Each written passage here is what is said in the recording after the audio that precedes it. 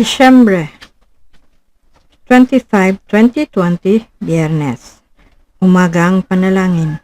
Dakilang Diyos na manlilikha, ngayon ang araw na mulugod naming ipinagdiriwang ang pagsilang ng iyong anak na si Jesus. Puno ng saya at galak na nakikinig, nagkakasayahan, nagsasalo-salo ang buong pamilya at umaawit ng papuri dahil sa pinakaimportanteng pangyayari sa aming mananampalataya. Bagamat maraming di kagandahan ang taong ito, lalong sumidigi ang aming pagpupuri, pagpapasalamat at pagluluwalhati sa iyo aming Diyos. Pinatibay mo lalo ang aming pagtitiwala na sambahin ang nag-iisa, tunay at buhay na Diyos na si Jesucristo.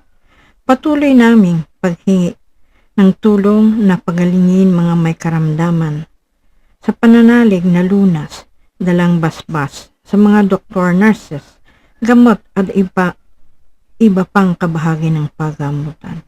Panginoong Diyos, ang pagkaing pinagsasaluhan namin araw-araw ay gawin mong kalakasan sa aming mabuting gawain. Ipinagmamalaki namin sa lahat na bumubuti ang estado ng buhay dahil nakatuon sa iyong kaloob. Hayaan mong maipamahagi namin sa aming kapwa ang mga biyayang bukal sa loob. Ngunit marami kaming inihingi ng tawad bawat araw sa mga kasalanan namin. Salamat, Panginoong Diyos, sa regalo mo na buhay na walang hanggan.